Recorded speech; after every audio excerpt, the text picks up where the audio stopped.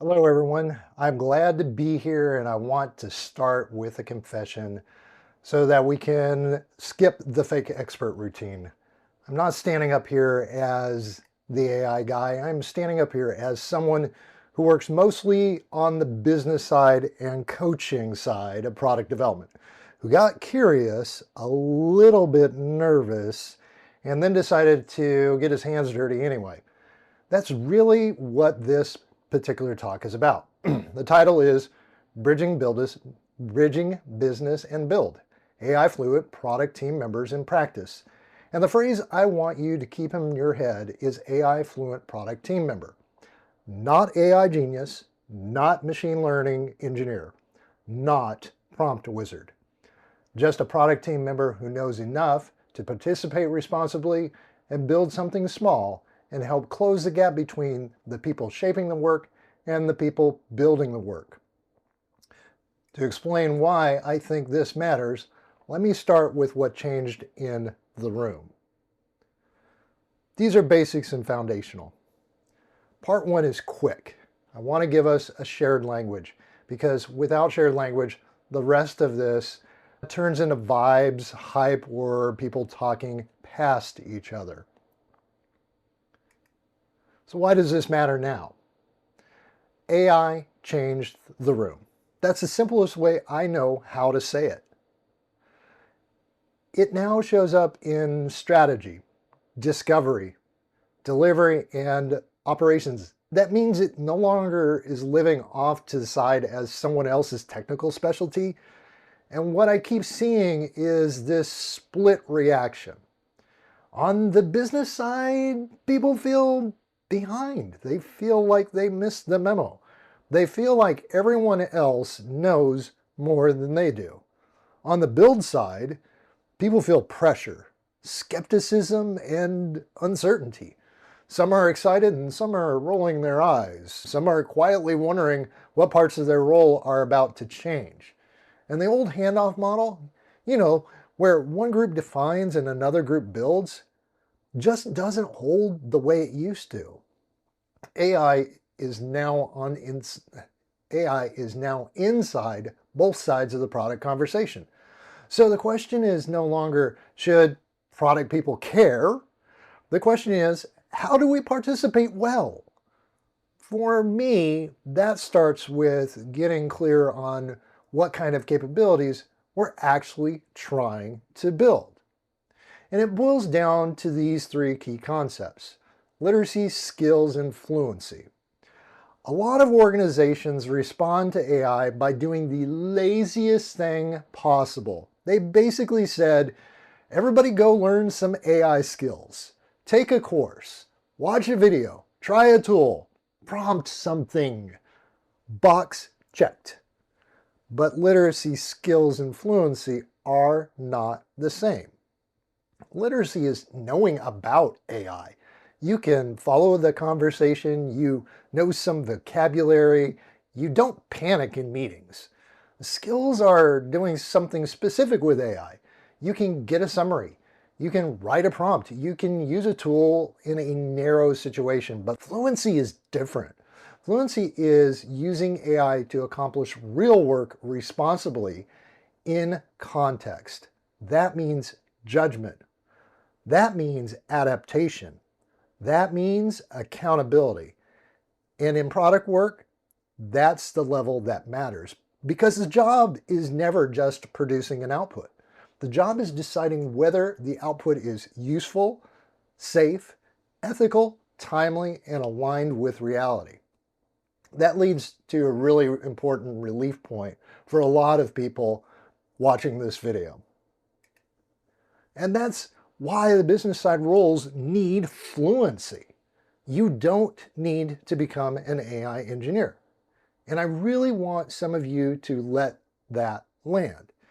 If you're a product owner, a PM, Scrum Master, Coach, BA, Delivery Lead, or some adjacent role, your value is not that you suddenly become the person training models or tuning infrastructure. Your value is different. Your job is to know where AI belongs in the workflow. Your job is to know what stays human. Your job is to stay responsible for results and accountable for the outcome. That is no small job. That is the job. And honestly, a lot of organizations need that more desperately than they need one more person who knows a few clever prompt tricks. Because if nobody is making judgment calls about fit, risk, timing, trust, and context, then all you've done is speed up confusion. So let's make the AI part plain enough to be useful without pretending. Like we're all here for a graduate seminar. This is generative AI in plain language. My favorite plain language frame is this. Generative AI is a pattern machine, not an oracle. Let me say that again. Generative AI is a pattern machine, not an oracle. It generates content from learned patterns. That's why it can be incredibly useful for drafts and synthesis, transformation and summarization. It can read more than you can read. It can draft faster than you can draft. It can recognize messy material faster than most teams can in a meeting. But it is weak at truth, weak at context, weak at politics, and weak at self-awareness. Which means one of the most important things you can learn is this. Confident output is not the same as correct output. Confident output is not the same as correct output. That one sentence alone will save you from a lot of bad decisions. And once we understand that, we can separate models from agents. So this is agents in plain language. A model answers, an agent acts. A model answers, an agent acts. That is the plain language version. A model responds to prompts. You ask, it answers. An agent takes actions across steps and tools and systems. It can search, update, move information, trigger something else, and keep pursuing a goal within a workflow. That creates a different kind of leverage, and it creates a different kind of risk. Because now we're not just talking about generated text. We're talking about systems that can actually do things. And that's why product people need shared language and guardrails. If a team cannot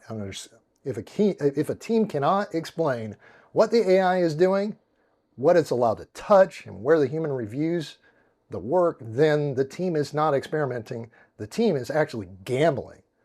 And all of that leads to the shift I've been thinking about as the Great Inversion. The Great Inversion is really my shorthand for what changes when AI enters product work in a serious way.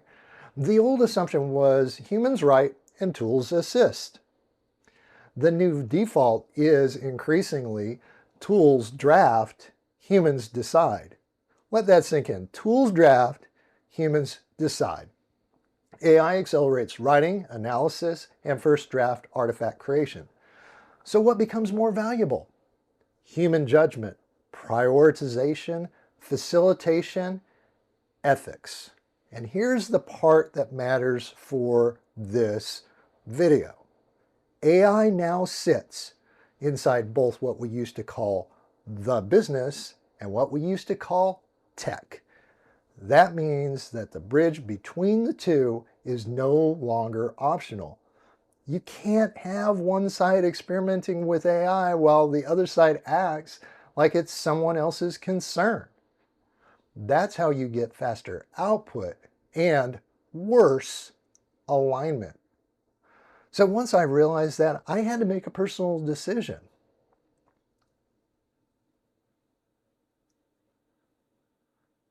And it really boils down to a license to explore. This is the second part where the talk stops being explanatory and gets more personal. Because all of that is true, but none of it mattered until I gave myself permission to actually try something. So this is what beginner's license looks like. And the reason why I call it beginner's license is, honestly, most of us need to have this said to us out loud. Fear is normal. Experimentation is now a part of the job. You don't need expert status to contribute. You only need to be 2 or 3 chapters ahead to lead. That one really matters to me. I'm not 50 chapters ahead of the folks in watching this video. In fact, I'm not standing on a mountain of secret knowledge. See? No secret knowledge. I am usually just a little ahead because I tried something, learned something, and turned around to share it. That is enough. In fact, for a lot of teams, that's exactly what leadership looks like right now. So let me show you what my beginner's license looked like in practice. I built an MVP, a small Kinevin-based application in an afternoon. Not a polished enterprise product, not a giant transformation initiative, not a slide pretending to be a product, a real thing. And that mattered to me because it was built with AI support, not engineering mastery. That is a huge distinction. I was not trying to cosplay as a senior engineer. I was trying to learn by making something useful enough to create a better conversation. And that is why I describe it this way. Not polished, useful. Again, not polished, useful. Small enough to learn from, real enough to scale. And that is a very different standard than perfect. And I think it's a healthier standard for AI work, especially early on. Before I show you the demo, I want to tell you exactly how to watch it. What you're about to see is a real MVP, not a mock-up. It was built quickly to learn, not to impress. Let me say that again, not to impress. And while you're watching it, I don't want you asking, is this perfect? That's the wrong question. I want you asking, what changed because I made something real? What changed in the conversation between business and build? What became possible once there was an artifact in the room and instead of another opinion? All right, let's watch it. I want to get into the app itself, which I think is kind of where, when Matt was demoing, he brought it right to the front end and showed us, hey, this is how it gets done. I wanted to show everybody kind of the business logic and the problem and really kind of behind the scenes first, because of course, you guys as developers, you like to see code bases. Matt and I, we're more interested in seeing a working product. So 2 options, try a demo and create a session. So session title, test and test.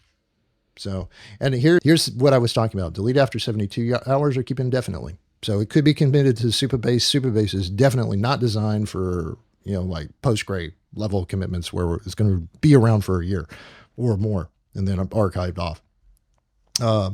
And how should the placements appear? Reveal at once or reveal one by one? So that is for me as a facilitator an option that I want so that I'm not biasing team response. So, and then show participants as anonymous or on reveal. So this is, another nice toggle to if there's a lack of psychological safety, it enables, that to be not an issue. So create the session. And like I said, 2 separate links. So secured access on both sides, or I should say, actually, this is unsecured access. Well, what do you know? So anyway, I have to eat my words on this. Anyway, I'm going to kick this one off and open that up. And I will go back over here and I will open up a second tab, kick that one off. And that way you can see both what I would see as a facilitator in addition to what you would see. So this is the rendering of that drawing. Not bad. I think it's a vector graphic that was generated as part of the process. One thing I do want to point out is Not everything lined up completely. And so I did actually do some cosmetic changes on this. The tooltips themselves, the tooltips are actually an enablement of the description of a given domain, which is pretty nice. But the boxes originally, they were really compressed. And so I didn't get the entire definition in there. And so I was like, hey, you need to fix this. So now the tooltips actually show up with the entire definition in total. For at least, yeah, and chaotic and clear, and then confusion as well. The other thing was that this little, the cliff edge illustration, it was funny because it was way up here under confusion and it was horizontally oriented. And I'm like, yeah, you know what? I just drop it, swing it vertical and be done with it. So that was kind of one of those, a UX moment where I'm going, I don't like this. I need this fixed. There's no way I'm going to demo this way. So I'll just put myself in here. So now I'm going to show you the actual, team member view of the application window. And so, waiting for facilitator to start open placement. So let me do this. My open placement begins. And by the way, this is really slick. This allows the user to notify me as the developer what isn't working in the application. And I've seen this show up a couple of times. And so I've actually done the export to bring it into the code base and then work on it. So this has been very handy even for me as I've been reviewing and, having the updates made that I've been seeing. So clearly no errors, no issues being reported right now, but who knows, there may be one that shows up. And I'm just going to put my block here and I'm just going to say test, or drop my point here right in complex. And I'm going to say submit. All right. So now I go back here and I see that I have one placement in the record. And now what I can do is I can reveal the placements. And so subsequently it's running through the back end, and then we go into action planning from that point.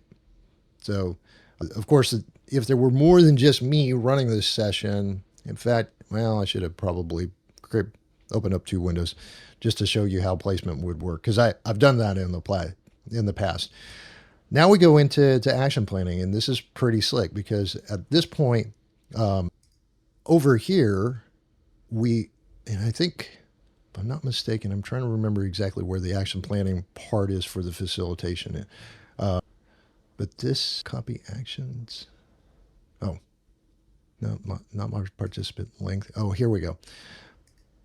This is where I can come in and I can go da-da-da-da-da. I can do this as a facilitator, da-da-da-da. And of course, I'm not going to do that because I have AI transcription, and then I commit,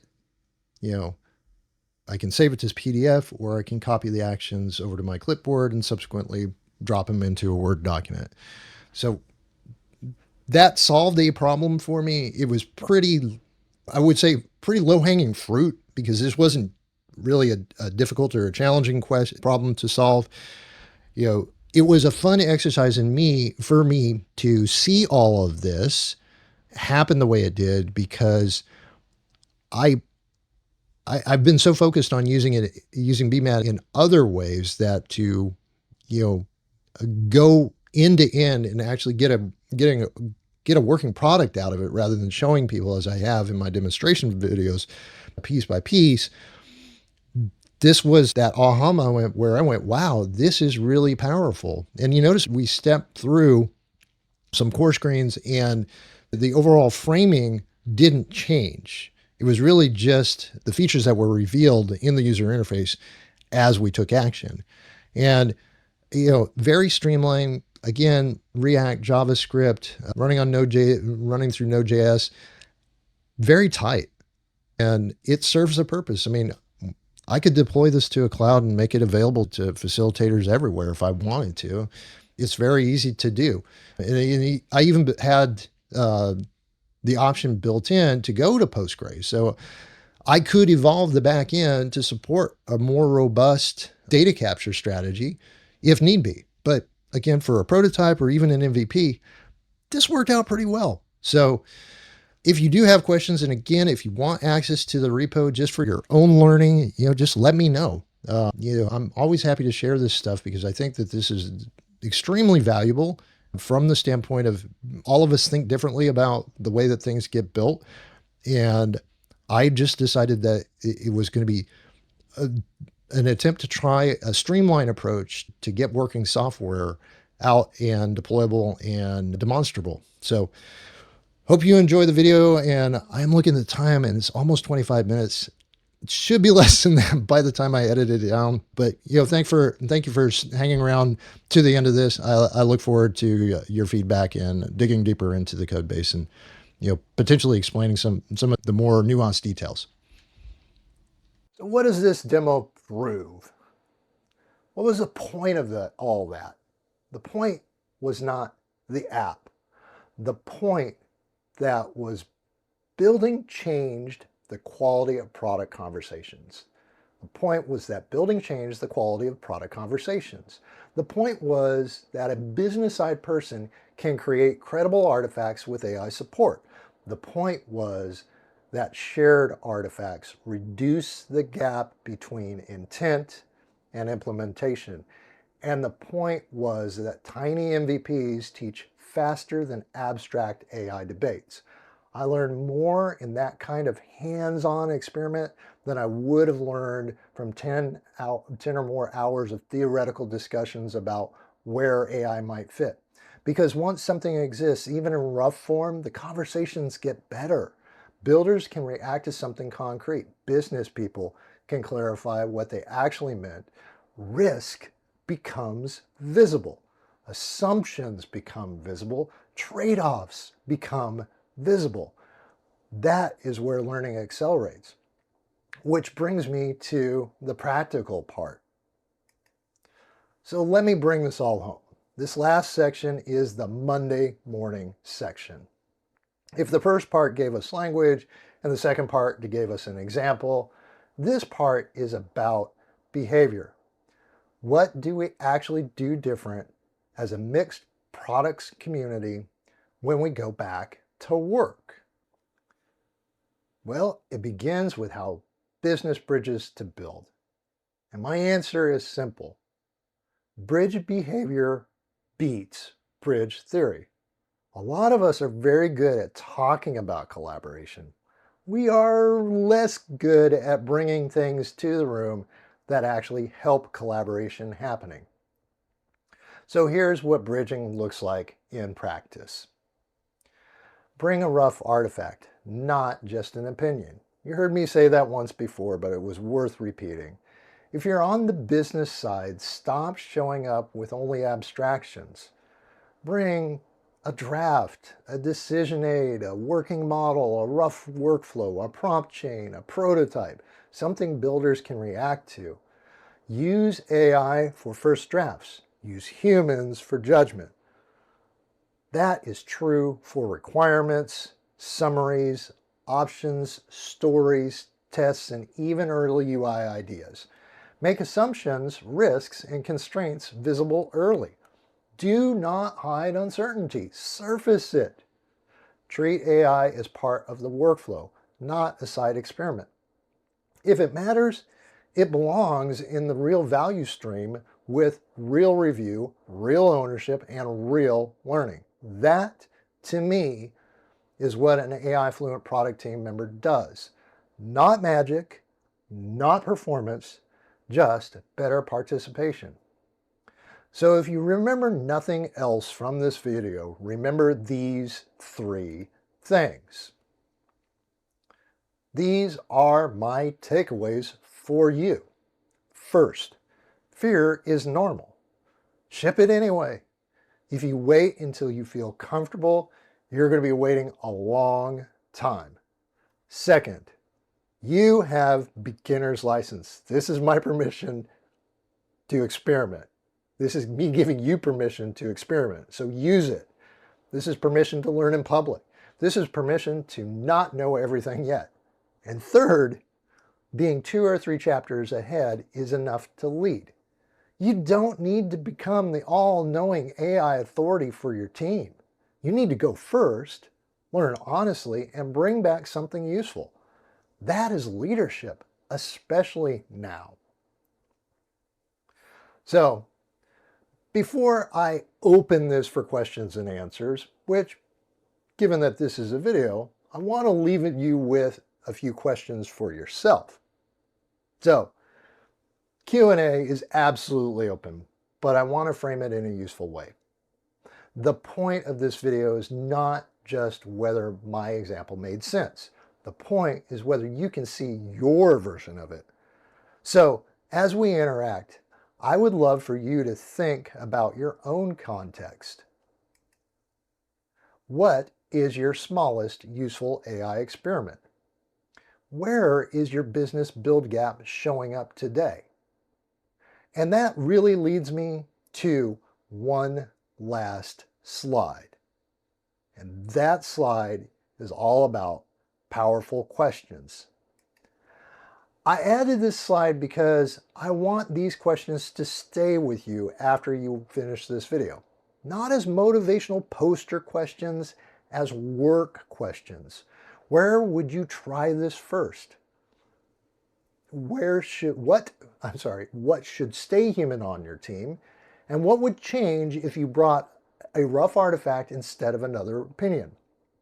If you finish watching this video and seriously sit with those 3 questions, you'll already be ahead of where you were before you started watching it. Not because you learned more buzzwords, because you changed how you're going to participate. And finally, if you want to keep this conversation going, I'm going to wrap up with some connection details.